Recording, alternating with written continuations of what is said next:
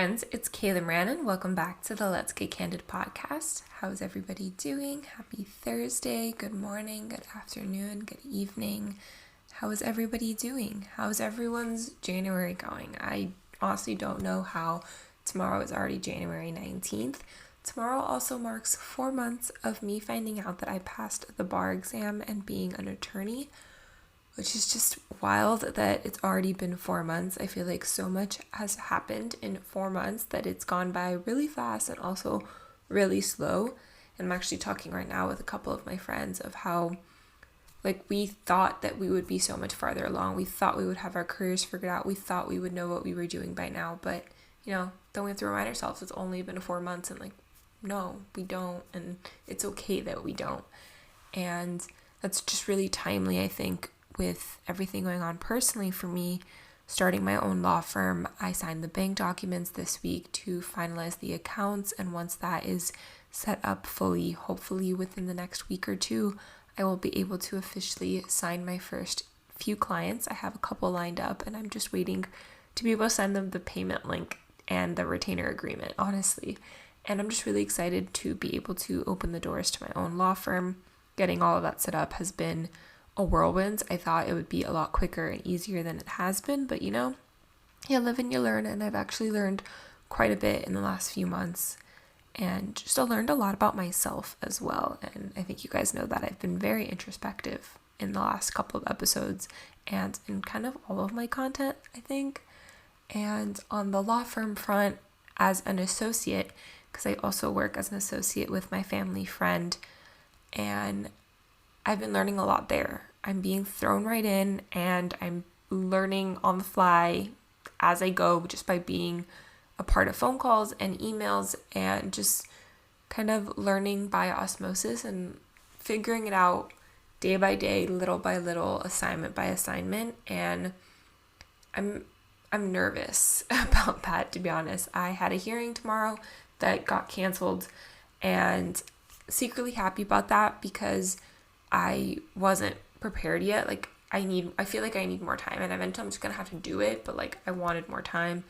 And then I have a couple of big assignments that I'm working on right now, and I have a couple of depositions coming up. My first deposition that I will be taking, I will be deposing someone in a couple of big cases that we have, and that is nerve-wracking. And I know that my boss will prepare me and prep me well, but that doesn't mean that I'm not scared. And I tell him that, but he's like, you're gonna be fine. You know what you're doing. You're gonna be fine. But it means so much to know that they believe in me and they want me around. They want my help, and that he allows me to have the agreement with him that I do, to be able to work with him and then also have my own thing going.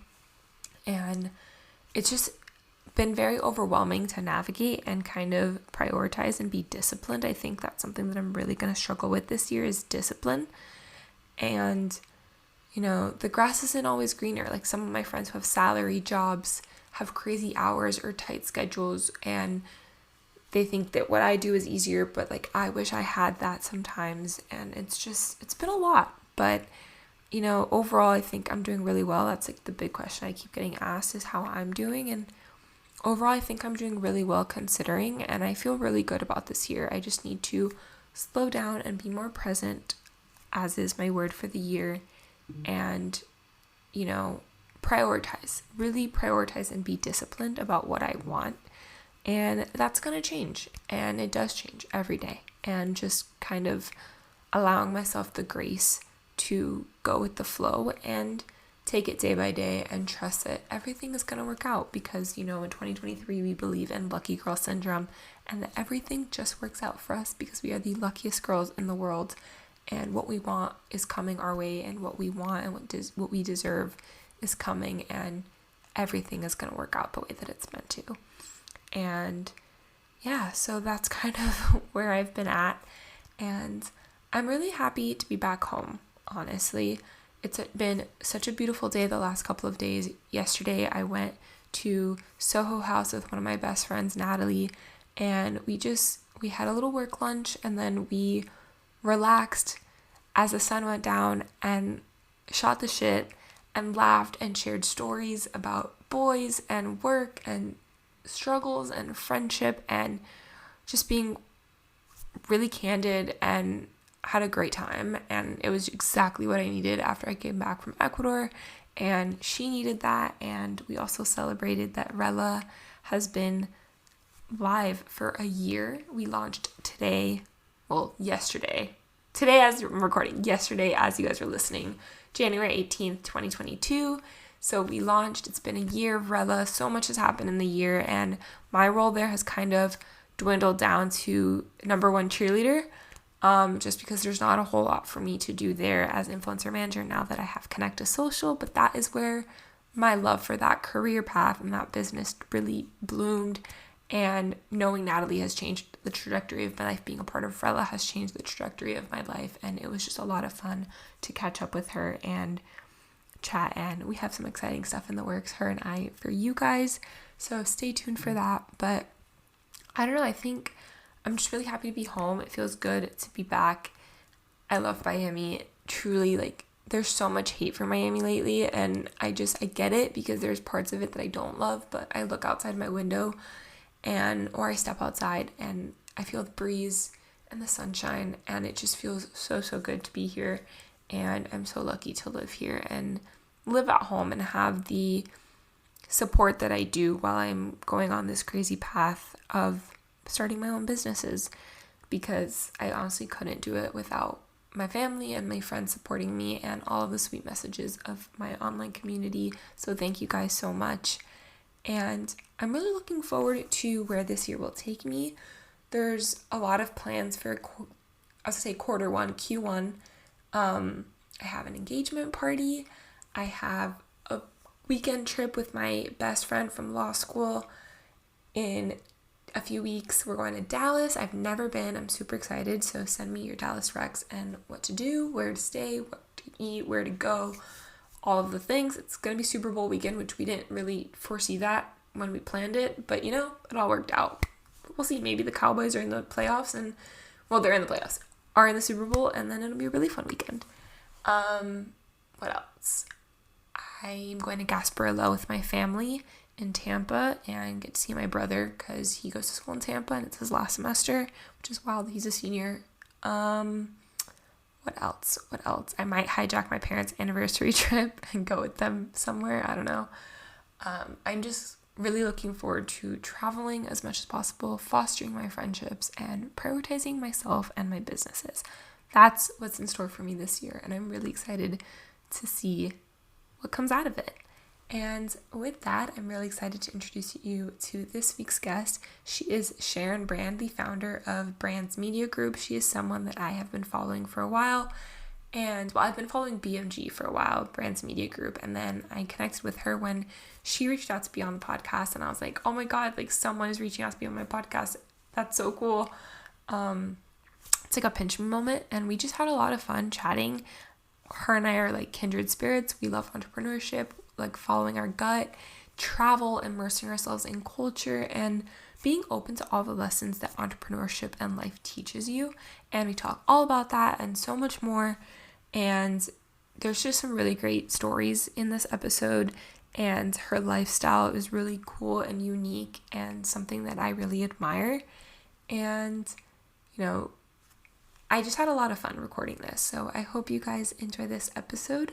But really fast, I'll do a quick suck and sweet of the week. So my suck of the week is that I just feel a little bit overwhelmed, but I know it's in a good way, because I have a lot going on, and I created all of this for myself, and I built this life. I created this life, and now I get to, figure out what I really want, and what feels good and what doesn't, and keep what does and throw out what doesn't feel good, and streamline my life on my terms. I've built this, and that feels really, really good. But sometimes it can get a little overwhelming, so I've just been a little bit anxious. But I think, sometimes anxiety is a good thing. I have a whole blog post on that if you haven't checked it out, at kaylamoranblog.com. Check it out. And yeah, so that's my suck. And my sweet of the week is that I'm just really happy to be home. And I was saying last night to Natalie that I feel like it sucks that I don't really have a lot of friends in Miami, But I'm grateful for all the friends that I do have all across the world and be able to reach out to them whenever I need a pep talk or a virtual hug. I just wish sometimes it could be a real hug. But sweet is that I feel really happy to be back and have the people in my life that I do. And, I'm excited for where this year is going to take me. So with that, if you like this episode, please leave a rating and review. Please subscribe to the show, follow along. Check us out on YouTube. The podcast is now on YouTube. This is going to be the first episode that is going to be on YouTube, which I'm really excited about. Send it to a friend, screenshot, tag us as you're listening. Share to someone who is thinking about starting their own media agency, marketing agency, or wants to be an entrepreneur and needs some advice or tips on hiring a remote team or anything like that. I think this is such a fun episode and I really enjoyed it. So I hope you guys do too. Meet Sharon. Sharon, what's something people wouldn't know about you just from following you? ET is my biggest fear. Really? Why? That's so random and specific. She scares me so much, and I think that parents who show this movie to their kids who are young is like the worst mistake you could ever do to your child for your child. But why does he scare you? Like, is there something specific or just like aliens in general and like Everything, his texture, his color, his face. But yeah, no one will know, and it's like my little fun fact about myself. Like ET is my biggest fear. That's so funny. I love that though. Like I always love asking because some people go really deep, but this one was like a fun one. So it's just funny to see like what people like the first thing you said that so quick too. Like you just knew it. What's yours? I don't know. I share a lot and I think a lot of people just think I'm very emotional, but I'm actually not. My emotions come out when I'm frustrated or upset or hurt, but I'm actually not as emotional as people think. And I feel like that's a good one about me. I don't know, no one's ever asked me in return, like they've never turned it back on me, but yeah, I'm really not as emotional as people think. I'm actually very logical and very good at reasoning. Like I'm the friend that people come to for relationship advice or struggles and like I help them work it out and like pros and cons list and like really help them figure out like is this the right thing for them. That's great. But Need when a I'm friend. frustrated then or angry or upset or hurt or like I feel like someone wronged me, then my emotions do get the best of me, but Mhm. always. Do you also when you're angry, you start crying? Like, Yes. I'm not an emotional person, but I always cry when I'm upset. Yes.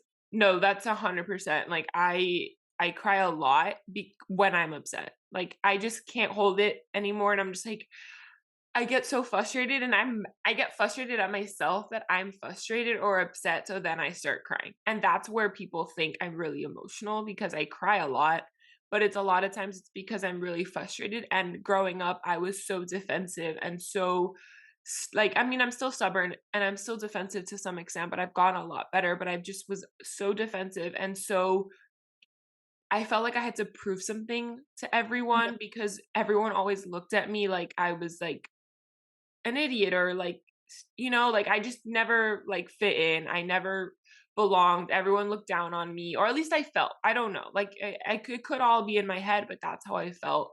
So I felt like I had to be like the biggest bitch of them all. Like I was a really mean kid. I was very defensive. I was very angry because I felt misunderstood and no one bothered to listen to me or take the time to care about me. So I would act out and I'm right. learning now that I don't need to be that way, but it's really hard to learn that to unlearn all of that, and so my emotions still do get the best of me, but yeah, I cry a lot because I was just always frustrated that people just never understood me, and now I love having the podcast and being able to share my thoughts and how I really feel, and people really do get the chance to get to know me and understand where I'm coming from and hear it from me too, instead of just like writing it in a question box. It's funny how all of our experiences lead us to where we are, which is 100. segue for you. So, can you tell people who may not know you a little bit about you and what Brand's media group is? Yes. So I was born in Paris and I grew up in Canada. So when I was 7, I moved there. And as anyone could imagine. It was a big change for me just because I'm a kid, I have my friends, I have my school, and then I'm going like all across the world. And then in Canada, I decided at 19 years old that I wanted to study abroad. So I went to Tel Aviv when I was 19 and I did my BA there. I studied communications and marketing. And then I went to New York to do my master's in fashion studies. So I always knew I loved both fields, communication and fashion. It's always something that I've been interested in. I had no idea that I wanted to start a business. It kind of happened because it was the pandemic and people were asking me for help for social media, and I've always loved social media. I've been doing it on my personal page since Instagram launched. But when I started helping people, which I was doing for free, my dad was kind of like, "Well, you should start a business. Like you should, let's find a name. Let's do it." And I was like, "Okay, let's do it," but I was like, "Okay, this is going to be like a side hustle, like a little project." And 3 years later, we are, real full, well-structured company. So BMG essentially is a social media agency. We have right now, we are 3 on the team, and I'm in the process of hiring an intern who's going to start on December 1st. So very, very exciting.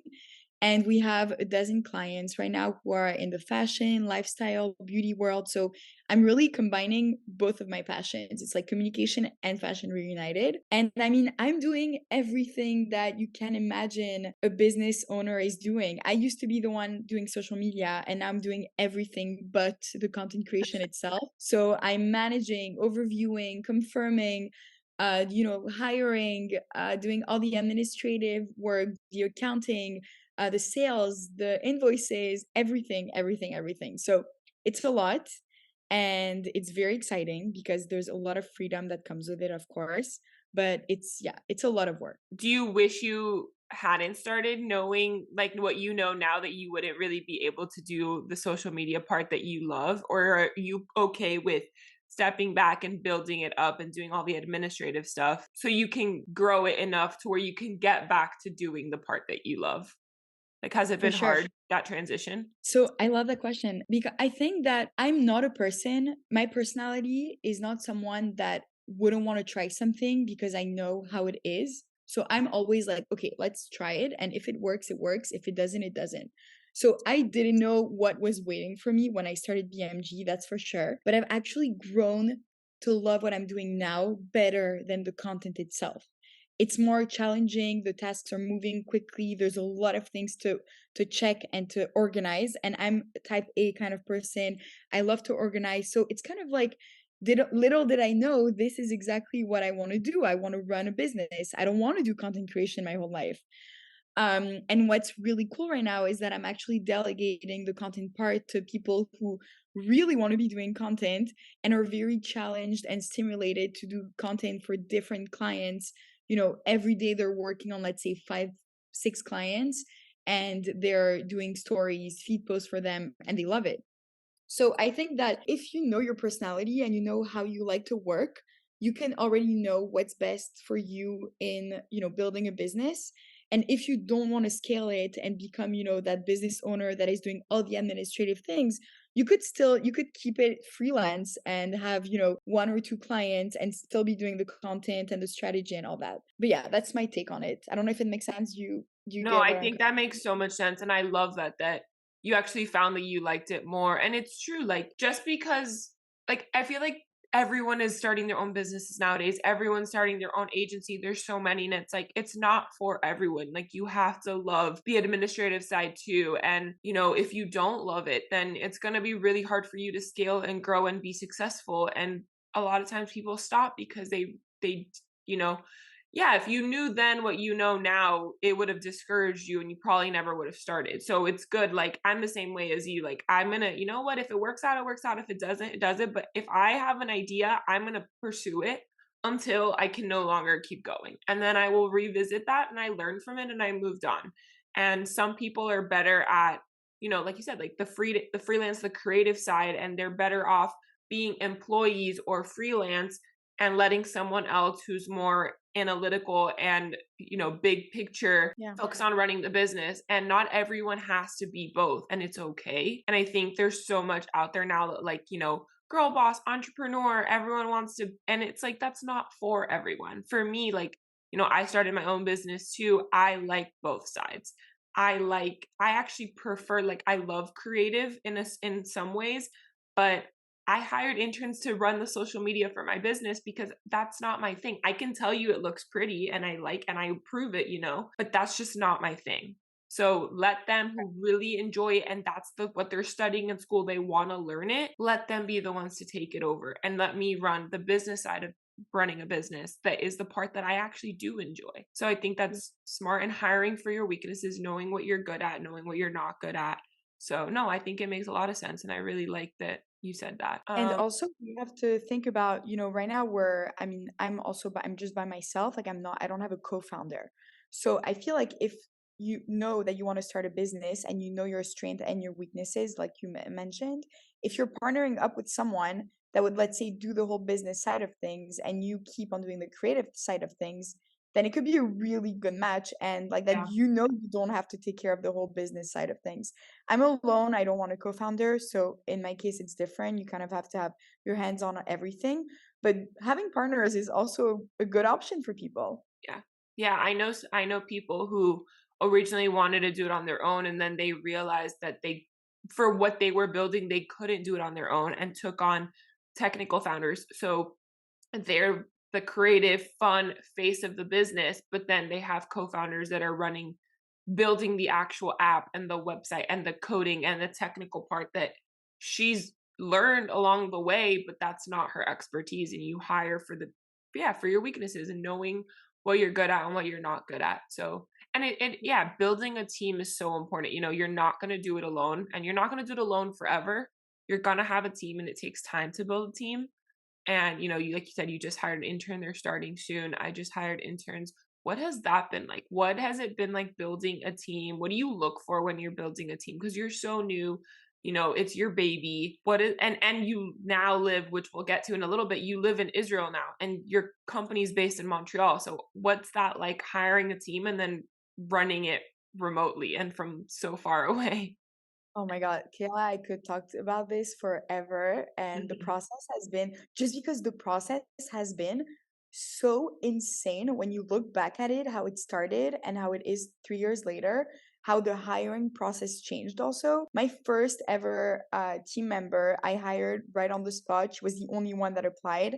And today, for example, when I post that I'm hiring, I get, let's say, like 30 to 40 CVs. So the difference is insane, first of all, in terms of how much interest there is in the position now that we're more, I guess, founded and, built. I feel like you have to ask the right questions when you're interviewing. You also have to really know what you're looking for. That means that I've had experiences where I hired someone and it ended up being, horrible experience, and we stopped after a month because I didn't even know what I was really looking for. I thought I needed someone to do certain things, and actually it was just very messy, and that was my fault. Like I didn't look too much into it.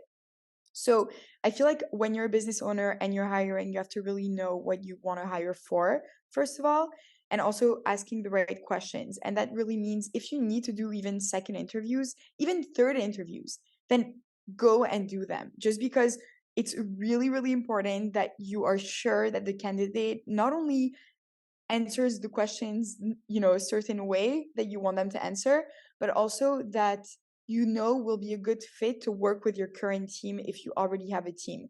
Like for me, I was imagining, okay, will he or her, fit in with the vibe that when we have our daily meetings with the team right now. And that's now that the team is more established, also, I have to think of those things. Like it's not Yeah. just me and one person, it's me and like two other people as well. So yeah, this is something. And then also look out, for your instinct and your gut feeling and what does your body tell you, as cheesy as it sounds. If there is, a bit of questions that you're asking yourself, it's like a relationship. If there's too much questioning, it's not right for you. And so just Yeah. listen to yourself, even though sometimes you're like, oh, I wish I wasn't thinking of that. Well, no, your body's telling you something. Listen Yeah, to it. I agree. I'm a big gut intuition person, so I love that. And yeah, like you said, like the personality of the team, they have to fit with the people that are already there. I'm part of a startup as well, my friend's company that I was talking about, and I hear them talk about all the time when they're bringing someone new on. And it's like, we already have a really good team. Like, we like everyone that works here and we get along and we have fun. Like, are they going to fit in with that? Because if they're going to mess that up, then they're not the right fit. And we like what we have right now. So yeah, I think it's super important recognizing too, it's not just what they bring to the table, it's their personality. Do they fit in with everybody that's already here?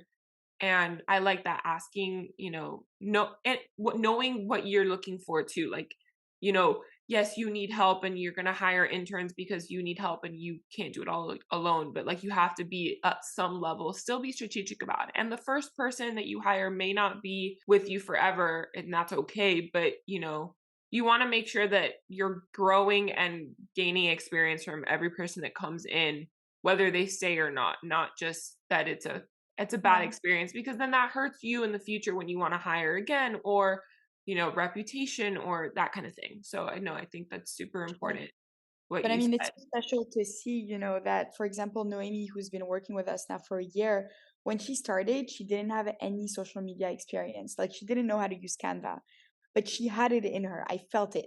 And today she manages 7 clients on her own. And she does everything from content to strategy. So, you can train people. That's also Yeah, something. You don't have necessarily to have the perfect experience in social media if it is social media you're hiring for, because you can train them to learn. If they're absolutely. willing to learn, they need to be willing to learn. And Absolutely. that's what you need to look for, because if they're motivated, they could learn anything. If they already know a skill and they're like, yeah, I know social media, that's why I think I fit in the company's culture, then I mean, it's not enough for me. I need someone that really wants it. Yeah, and you run your business one way, you guys have a system that works for you. That's why your clients choose you. So you want them to be adaptable and be willing to learn that. And yeah, training them. My interns, like, they're really good at social media, and I was like, hey, I also need help on the admin side of this part of the business. Are any of you interested in that? And they were both like, I'm willing to learn that. If I could, like, I want to learn. I like what you're doing. I want to learn from you. Whatever you're willing to teach me, I'm a sponge. Teach me. And I was like, perfect. Those are the Yes, types of people that I want, especially when it's literally just me and 2 interns. Like, I need you to be sponges and be willing to learn. So that's for super sure. important, that, the people that you look for are sponges and willing to learn and be trained and moldable too, because that's, especially when it's a new company, your roles are going to change every single day, week after week, month after month. It's going to change, and they have to just be willing to roll with the punches and kind of Mhm. adapt at any moment. A big pinch me moment though has been, when people are now applying for the job, and it's 30 people and I get cover letters. I'm just like, oh my God, people are interested in working in something like a mission that I built, and it's really like a mind blown pinch me moment. You know, I Yeah. just wanted to share that. Oh, that's so cool. And that's just a testament to what you guys are doing, what you've built, and how incredible it is. And yeah, I was gonna ask, like, what is it like running a remote team? Like, before, you guys had an office. Do you guys still have the office in Montreal and they're still there? Because now you recently moved to Tel Aviv, and that's been a big transition for you. That was your dream. You wanted to move. Now you did. What's it been like running a business from over there? Yeah, so I actually launched BMG in Montreal during the pandemic, but I was living in Paris at the time. So I went back to Paris after launching it. And so the first year of BMG was fully in Paris as well, but just the company was Canadian. But I was working with everyone from Paris, team members in Canada, team members in Paris as well. And then when I decided to move back to Canada to really work on BMG, the reason I went back to Canada was really for BMG, but I originally wanted to go straight to Israel from Paris, because it had been a really long dream of mine to come back to Israel. So it was in the plans for quite some time. But I decided to stay put in Montreal to really make everything more strong, because we started in Paris. It was a bit, all over the place with taxes and just accounting wise and all those things. So that last year in Montreal, I finally have stable clients, stable team. We opened an office, like you mentioned, and I had to, break it to the team that I was leaving. And it was very bittersweet, because we have a really good dynamic, all of us, and we're very close, not only in the work that we do, also personally, which is very special. So, they were very happy for me, which is so sweet because that's how you know also that we really created strong bonds that we're able to really still be as close even though I'm so far away. And so being here now, nothing changes because we still do our 8 a.m. Daily Zoom meetings. We still have our weekly calls, a presentation with our goals for the week, what we're working on, what we want to change, all that. And I'm available working hours in Canada, even though I'm here. So it's, of course, right now it's just been a month and a half that I left. So I just don't want the team, and I don't want that for myself also. I'm not that kind of leader that just, takes off and, everything changes and it's so messy for them. That wouldn't be fair at all. So I'm here, but nothing really changes because really internally everything's the same. I think the only thing that changes, and that's just because they prefer it this way, the team prefers to work from home. So we kept the office and they sometimes go in it, let's say once every, I don't know, every month.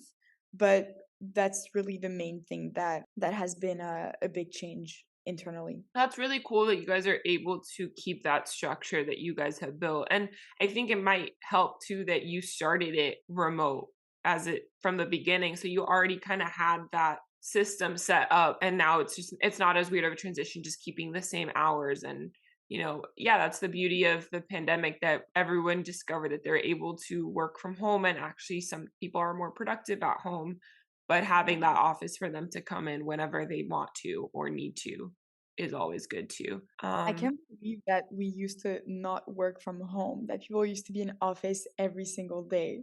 Yeah. It's so crazy because it's so recent. It's only been 2 years, but it feels like it's been forever like this. Yeah. No, I was talking about it with my friend last night. Like, we went to law school. Half of it was online. So we don't really know what it's like to be in a, like, I interned and I worked at law firms, in college. So I did know what it was like to go into an office 8 to 5 or 9 to 6 or whatever. But like as lawyers, like we never really got that experience because in law school we were online. We were Zoom school of law. So like it's really hard for us to now conceptualize like having to go into the office every single day, getting all dressed up. Like, it's just like, can we work from home? Like, I'll come in if you need me to, but like, can I work from here? Because it's just, I get so much more done, and I can do laundry, and I can, be taking care of the dog, and I can go for walks in the middle of the day and get my exercise in, or I can eat better lunches and breakfast and dinners because I'm home and I'm cooking. And, I always felt too, like, just being chained to my desk from 8:30 to 5:30, and like I'm not working every hour, like all 8 hours. Like there's times where I'm not doing anything. So it's like if I'm home, I can do housework, clean my room, organize the closet, take out clothes, go take out the trash, pick up the mail. Like I'm being way more productive. So, it's just funny, like that transition. My friends were talking about that last night too. Like I hate being in the office all the time. Like I just Yeah. prefer working from home. You really pinpointed like it's so true. Everything you said. No, but it's so true. And that's why I'm hearing from my friends that are in corporate jobs, their feedback. And first of all, I wouldn't want it for myself, so I don't want it for the team. So I'm giving them that flexibility. Like, Yeah. guys, the office is here. If you guys want to meet up and you feel like you need, some like physical presence between one another, please go by all means, like it's there for a reason. But they tell me we're more productive at home. So for me, it's, happier team members, happier work, more productivity, better work. So do whatever makes you more productive. If it means being at home, like by all means stay at home. And I Yeah. get it. We're all the same age, we're all in our 20s. Like I'm more productive at home too. So why would I, give out something to someone that I Yeah. don't believe?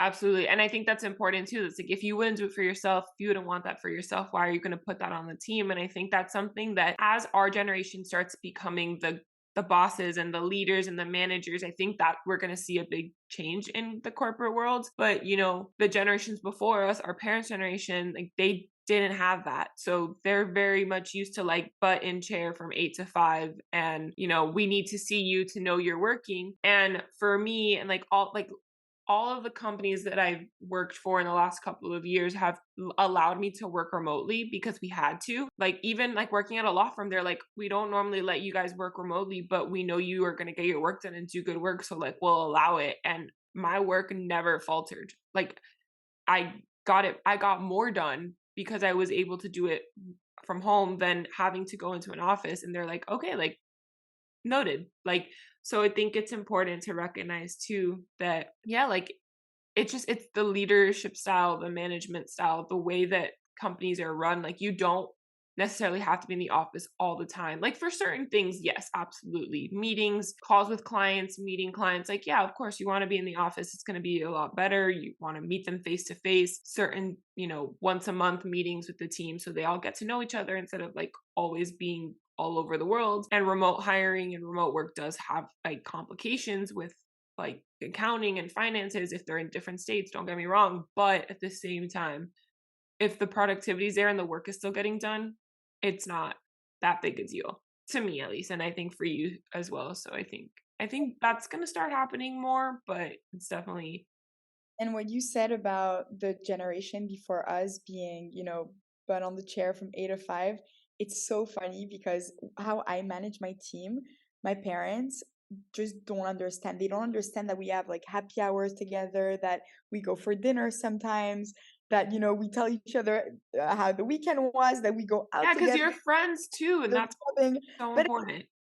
yeah, exactly. And also the transparency of it all. Like today, there's so much transparency within, company structures and all that. And I don't want to hide anything from my team members. Like of course, there's some things that I keep private of my, my private life, but just like I would with anyone else and all that. But it's just funny because it's a totally, totally different management style. And if today leaders were managing like it was like 30 years ago, I don't think teams would work out the way that No, it's out for me right now, at least.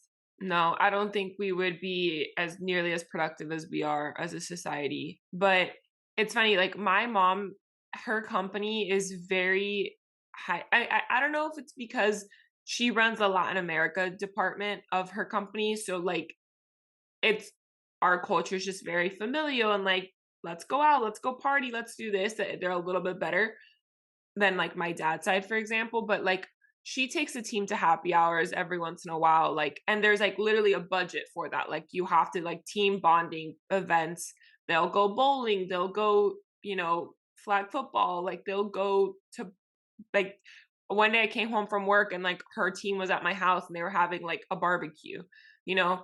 So like there is that level, but that's a recent development. So I think because her team is now a lot of people our age, so I think they're asking for it and they're starting to develop systems that allow for that as well. But yeah, like my friend, the startup, like we're all in our early to mid 20s. Like we're all friends. Like me and her will text each other. Like we'll go from 1 minute, like we're talking about work, and like, oh, by the way, so and so just texted me. Like we can talk about that after, but like let's get finished back to this. Or like reverse. Like I'll be telling her about whatever happened on this date that I went on, and then I'm like, oh shit, a client just emailed me. Like, what do you want me to say? Like, and then like we'll just go back and forth, or like we'll have a text convo and like an Instagram DM convo and a Slack conversation all going at the same time, and they're all completely different conversations. And it's just, yeah, it seems chaotic, but that's just like we're all the same age. We all are going through the same thing. It's so much more fun and enjoyable being friends. And yeah, I mean, there's that always that like, boss friend like relationship at some level, but no, we're all just trying to figure it out. So it's more fun that way when you're figuring it out together. So where did the name Brands Media Group come from? You knew I was going to ask this, but I thought it was really cool when you told me. Yeah, so my last name is Brand, so I really wanted to incorporate it in some type of project that I was working on. When I lived in Israel, when I was studying here, I actually had a travel blog, and it was called Brands Media Group. It was called Brand Travels. So I'm too used to saying Brands Media Group now. So it was called Brand Travels, same concept. I wanted the word travel and I wanted my last name. So I was like, oh, Brand Travels, it works. And so for 3 years here, while I was establishing this travel blog, it was really funny because everyone who saw me in the streets, they recognized me. They were like, oh, Brand Travels, Brand Travels. So it really became this big thing at school and with my friends. I still have friends that still call me Brand Travels, which is really funny. Yeah, after that blog, which I now closed down, and I had like a 2 year break in between the blog and the start of BMG. Same concept. I really wanted brand in it, but I had no idea what I wanted afterwards, like as of like 2 words or 1 word after that. So I actually was brainstorming with my family. We're writing on pieces of paper. There was millions of names. I can actually send you a picture if you want to post it after on social media Yeah, for do like that. That'd the be funny. podcast. But yeah, there's just names, like words everywhere. And I was Googling and I was like, what would make more sense? And I was really thinking of the long term. So if, it would be picking up, I feel like media group today. And I'm so happy that I picked that name because first of all, the acronym is BMG. So that's really fun to say. And now, everyone uses BMG as a way to call my business. And we're launching something in 2023, and it's really cool that we're able to say Brands Media Group presents BMGX, like we can use both names in the same sentence. And I just wanted media because obviously, we are a media communication agency, and group was the long-term thinking word. It's because I didn't want to be a freelance. I knew that I wanted to scale it from the start. So using group, it just brings in like a sense of togetherness of, groups with, regrouping individual together. So it just called me really Brands Media Group. It flowed. Yeah. No, that's how both my podcast name and my company name have come together as well. Just forward thinking a lot of ideas. And so, yeah, I love like hearing how people come up with the name because it is such a big thing, to come up with that branding and developing the concept and the theme. And, when you are scaling, having people be proud to say, I work there. And, it's just a pride thing. But it was funny when I asked you last time we spoke, like, is Brand your last name? Because like, where did that come from? Like, because I was like, if it wasn't your last name, I was like, that's interesting. But then you said it, I was like, oh, this makes sense. But it's just funny. Yeah. Just because like Like the this way is Brand at like apostrophe S, I'm like, so that's a name. But like, is it her last name or is it like, how did she come up with that? So it's just cool. I don't remember why I added the S. I think it was for I think it was just for like the flow of the word because brand media group was too harsh. So it's just like brands media group. Yeah. But there's two things I want to say about that. If you are a business owner listening to this and you're struggling to find a name for your business, first of all, go with the flow. Like don't overthink it too much. If it flows to you, if it makes sense, again, a feeling in your gut, go with it. And Yeah. second of all, you could always change it even if you get really, really big. I saw this the other day on I mean, LinkedIn. Facebook changed to Meta. Like, yeah, Meta, you can always change exactly. it. And I saw this small, like no, medium-sized business on LinkedIn that were really known for one of their, brand identity, the visuals, everything just that was them. And they just decided and announced a name change and a full different brand identity just because it was so old that they just needed a brand refresh, which is like so fine to do also. Your true loyal followers or people who are invested in your company, they'll know and they'll get it, and that's it. It's like time for a rebrand. So yeah, don't be afraid to play around with those names and don't think about it too much also. Yeah, absolutely. Yeah, it has to feel good to you. It has to fit with you and the vision you have for the company. But yeah, you could always, if you change and evolve or, you pivot into a different industry and the name no longer fits, you can always change it and rebrand. And like shameless plug as a trademark attorney, do make sure that it is like, oh, you can use it and no, you're not copying someone else's name. So talk to a trademark attorney. But yeah, you could always rebrand. I don't know. I just think it's so cool talking to fellow business owners and seeing their journey of how it all came together and how, you're 3 years in. So I just started a month ago. So like you are way ahead of me and just having someone to look up to and like everything that you're doing, even though we're slightly in different industries, but it's just so cool. I think, I love following BMG's Instagram and seeing like the team and like what you guys are doing and what you're working on, and you guys like to bring your community into like what you're doing, hiring the interns. You posted about it. You guys have like been like showing like meet the teams and like showing you guys a little bit more behind the scenes. I think it's so refreshing, and I love that our generation uses social media for that instead of like these big companies that we know growing up, like who works there, I don't know what they do, and getting to see these companies that are really doing a lot for our industry and our generation, and like we're getting to see it behind the scenes. It's really cool. But how do you manage everything? Like you said, you're very organized, productivity, you guys have like a board in the office that you guys write down everything you're working on. How did you come up with that system? Like, what is your like team's like productivity hacks, like strategy? Like, how do you go about running your business? So I've always been a very system-like person ever since I'm little. I remember back in the days, even when I used to play with Lego, I always used to love having systems, even with my Legos. So it's very interesting now because I remember I used to build like full cities.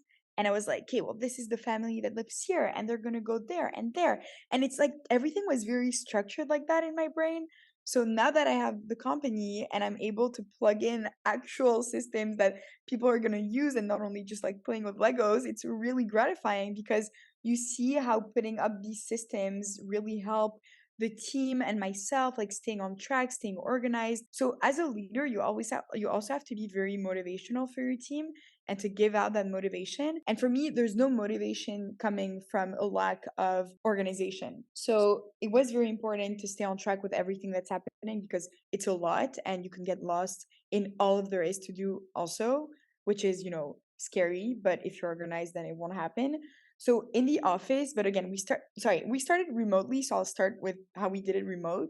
But it was all in a Google Drive. So everything is organized like that. But we, for example, didn't have any systems put in place for the way we're communicating. So we're always talking on iMessage.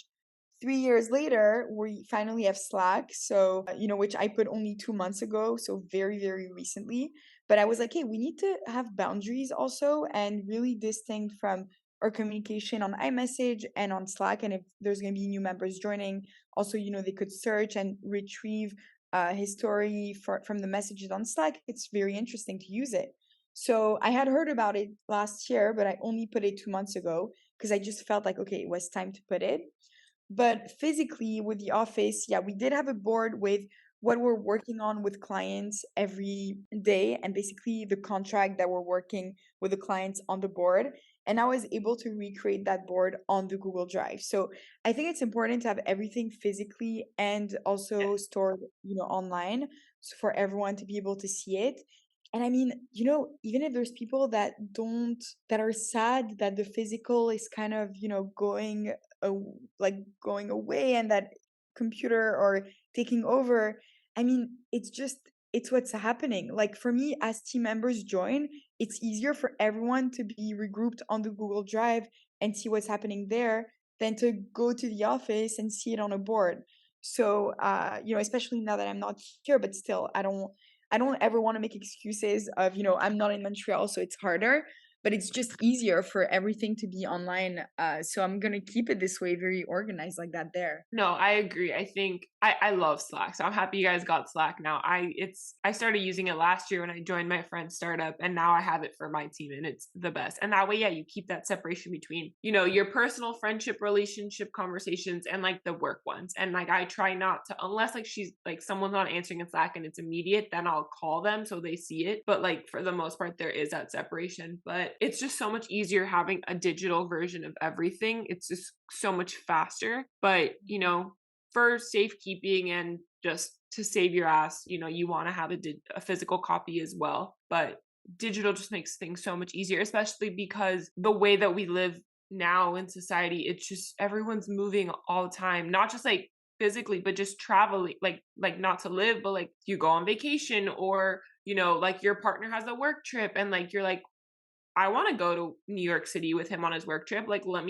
I can work remotely so I can go and I don't have to take off work. And like, I get to still do what I love, but I get to be in a change of scenery. And like, it just makes things so much easier. And that's just like, again, our generational mentality. But yeah, I agree. If you can have it digital, if it's your career, your job allows you to be digital. There's some that still do need to be physical jobs, and that's okay. But for the ones that can be, why not? Or at least try it out. And if it doesn't work, it doesn't work. But if it does, It could be really good. Exactly. I think it's knowing who you're working with, how do you work better, what's more efficient to you. Play around with it. You see what works, what doesn't. We used to have like 10 Google Docs about certain things that I ended up, reducing 2 years later because you realize, okay, there's a system that works. We don't need this and this and this and this and this. Just choose one and pick one that it makes everyone more efficient. And, everything flows from there. You just test it and learn and see like on the way of it, Yeah. like So I along the want to way. ask you why, like you said, you had always wanted to go back to Israel. You studied in college there. You wanted to go back. Like, what made you fall in love with Israel and want to go back? Like, what is it like living there? I don't know. I've never been. I told you I'm dying to go. So I'm just curious. Like, what is it like living in a completely different part of the world? I know they're very modernized, but it's still an ancient part of the world. So like, what has that been like that living there now? So for anyone who hasn't been, it's really like a New York with a beach. So it's also such a young city. So there's only young people like everywhere in the streets, at least in Tel Aviv. So you really have everything here. You have the beach, you have the city center with, buildings like in New York. You have the energy of New York also of people, starting businesses left and right and really thriving. The food is incredible, and you also have the whole historical sites of it, so you can go to Jerusalem and there's so many crazy things you can see there. And first of all, I'm Jewish, so being in Israel is it's my home at heart. So I just feel like again, I can't explain it, it's a feeling in my heart. I feel like I belong here, and I actually came to study, and I realized this is where I need to be. I'm myself here. You don't need to pretend. You can be whoever you want to be here. You don't have to be, it's not about status like it is in New York, because I did live in New York for a year and this is what I realized it was. In Paris, everyone is very chic and proper. And yes, I'm French, I'm very European, but I don't want to put this side of me that's very all put together all the time, because here I am, this is me. You're seeing it right now. I'm in like PJ top, my hair is not brushed, and it's like here you can go out in the streets like that and no one cares because everyone's very supportive. You're like a big family here with people you don't even know. So that's one side of it. But the city inspires me. It inspires me to be a better self, to be myself, to work hard, and to also enjoy the life work balance here is so special, and it's prioritized. So when I lived in New York, it was, all about work, like all the time. And people were working until 11 p.m. I remember. Here, even though I'm on Canadian hours, I'm still able to go for drinks, for dinner quick, and then, come back to my work if I want to. On the weekends, I go to the beach. Even if I want to watch the sunset one day a week, I go see the sunset. I come back home and I work. So people know how to live their life in a more meaningful way. And I also think it has to do with, it's a country that's constantly at war. For example, like my room is a bomb shelter. So, it was crazy when I was showing my apartment to my team, and I'm like, and this is the room, and look, the walls are like, it's like concrete walls, because if it's a bomb shelter, and they were like, okay, casually, like it's a bomb shelter. Yeah. But so people know that at any time, at any point, there could be something that They're breaks living out. life to the fullest because they don't know. That's exactly it. And so you can enjoy a hummus on the beach with a sweater on during the winter and watch the sunset. And people are literally on their happiest self doing that. You don't need much here. That's what I mean. You can be very minimalist and still enjoy your life, to the fullest. Yeah, I've heard so many amazing things about several people that have gone there. One of my best friends, her he's teaching English there for a year, and like from August to August. And I'm like, can we go? Like, can you get off from work? Like, I can work remote. Like, can you get off from work so we can go? I just really want to go. Like, I'm dying to experience it because yeah, I've heard a lot of the same things you just said from other people, and that seems so like the work life balance, the meaningful life, like that's just that to me is so important. And my parents just got a condo on the beach, and like we'll do that like in the winter. I mean, Miami winter isn't winter, it's basically spring. Like it's like only slightly cooler, but yeah, we get bag of chips, fruit, hummus, like snacks, and we sit there with a sweater just watching the sunset on the coast, and it just that to me is just magical. And because you work Canadian hours, you get to have your mornings to yourself, and walk around, experience the city, work out, like meet people. Like, yeah, the work-life balance part to me is, that's probably, other than the culture of Miami, part of why I love Miami so much is that it's a big city and it has the hustle and bustle of like New York, Chicago, LA, but there's still like a slower pace to it because people here are just like, we want to enjoy the life. We want to enjoy the beach. We want to enjoy the outdoors. We want to enjoy the culture. Like there's still a little bit of that like slower, like, enjoying life part to it that I enjoy. So I think Yeah, that's super I mean, cool. right now I mentioned a lot of the good things. There's also a lot of hard stuff, and I think it's pick your battles. I rather have the cons here than the cons that there was in Canada and in Paris. And again, it's me following the gut and like going for what I feel like is Yeah. right for me. And then you see from there, nothing's permanent. I could have not liked it and go back to Canada. It's a flight away. Yeah. But yeah, I I mean, agree. Yeah. And like you said earlier, like if you like it, you like it. If you don't, you don't. And we're at the age right now, our early to mid 20s, where we have no ties. Like we could literally do whatever we want. So this is the time to do it. And then you figure it out as you go. And like you said, like you like it's your home. You feel like you can truly be yourself there.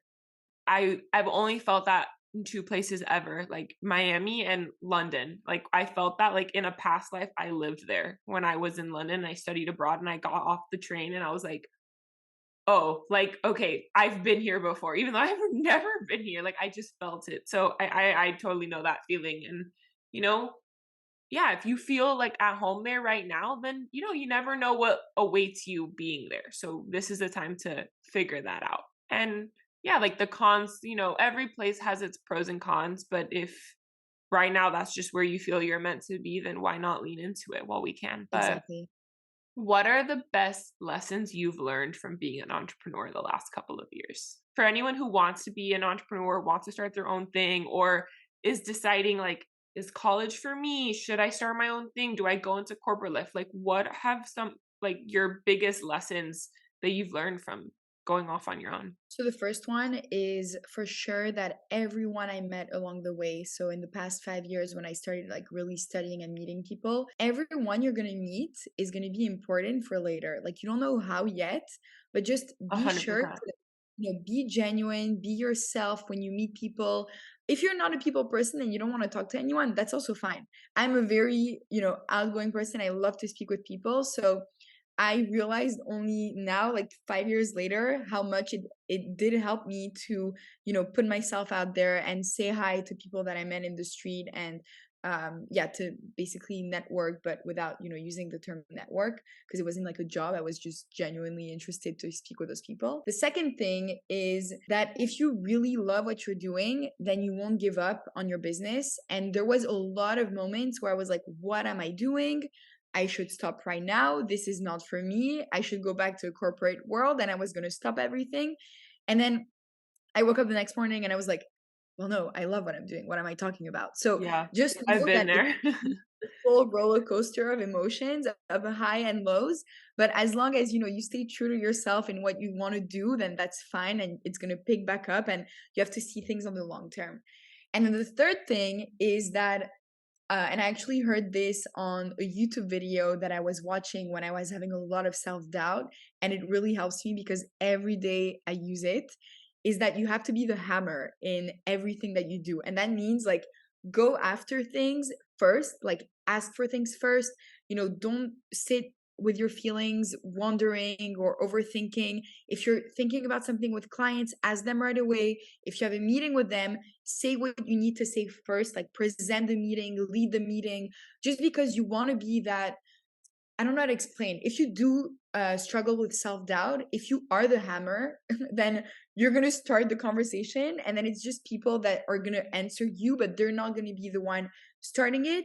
And that really helps to, manage your confidence and boosting, what you want to say. Yeah, And I think send it to me so I can share it and put it in the show notes so people can watch it. But I think, at least for me, I'm like that too. Like I'm very, again, gut, it goes back to gut instinct, but like people will gravitate towards you because you're like, you're going after what you want and they feel that energy from you and they're going to be like, okay, like there's something here. Like I'm interested in like what she's bringing to the table. Like they're willing to like talk to you and share with you because you're putting that energy out there of like, here's my idea. And they'll be like, oh, I really like that idea. Like, let's go from there. And like, they just gravitate towards you more. But no, with the, like you said, like networking without it being a job, like you were just meeting people. I'm a lot like that too. I love meeting people. Everyone you meet has something to teach you. Every experience in life, good, bad, ugly, bad date, bad relationship, bad friendship, whatever, like there's a reason why, and it's going to teach you something. And you may not know for years why, but like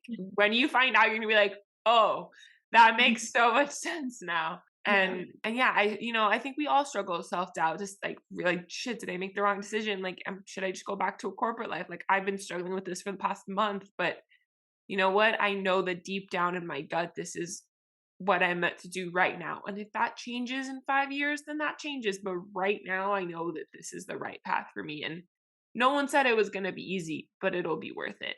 So I think those are some great ones. What are you guys working on? Like, I know you can't tell me, but like, what are you like most looking forward to for the new year for BMG? Like, what are you guys so excited about? What's new? What's coming? So we are growing the team. So it's not 2023, but in 2 weeks, we're going to have a new team member, which is like the most exciting. We're working on something that I really can't share right now, but it is launching for 2023. So it's a big project, and it's actually the first project that I'm fully delegating to a team member. So I'm not going to be the one taking care of it, and I'm not even the one who is like founding it, like establishing it right now. So that's very exciting because it's really a first, because BMG, I found it, I get the people to work with me, but this time it's not my project. It's a team members project, and that's very big. And we're going to work on newsletter. That I could say. We're going to work on newsletter for 2023 because it's something we still haven't done in 3 years. And I really, really want to tap into that. And for the rest, I'm really taking it slow, taking it easy, like slowly but surely growing. I don't want to rush. I don't want to, do things too quickly.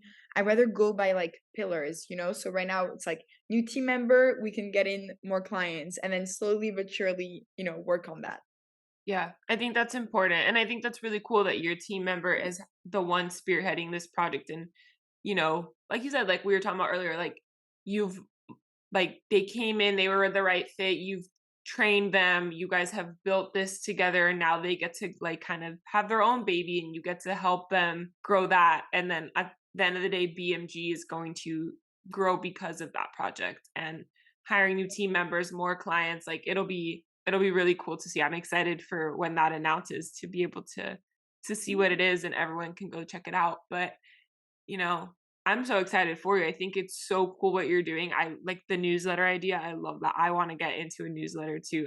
I'm like, I don't know how to do this. Like, I don't know what I'm doing, but one day. I guess we never really know, we just have to try, and then Yeah. you learn. That's it. Yeah, you just got to go for it. That, like with anything in life, like, you just got to go for it, and you'll figure it out as you go. And if it's meant to be, it'll always work out the way that it's meant to. And Yeah. hey, like for both of us, like it just, our life experiences, our upbringing, like our culture, like it brought us to where we are now. Like we wouldn't be where we are today had everything not happened exactly the way that it did. So that's pretty cool. But thank you so much, Sharon, for coming on. I love this conversation. I'm so excited that we finally got to chat. Where can everyone find you? Share everything. I'll put it all in the show notes so everyone can come find you. Thank you. So you can find BMG's Instagram at Brands Media Group, and then the website is www.brandsmediagroup.com. And then my personal is at Sharon Brand, and I share a lot of behind the scene on the business on there. So if you want to chat, if you want to say hi, if you have questions, then you could, feel free to slide into my DMs. Yeah. And she shares a lot about her life in Israel, which is just so cool to see. I love it. I love to travel, and I love to experience new cultures. And whenever I see what you're doing, I'm like, wow, that looks so cool. I want to be there. Thank you. So But I hope you come visit. And if yes, you do, please let me know. I will. I'll absolutely let you know. And I've never been to Canada or Montreal. So like I gotta let you know when I go there if you're ever in town. But thank you so much, Sharon. I love this conversation. Thank you.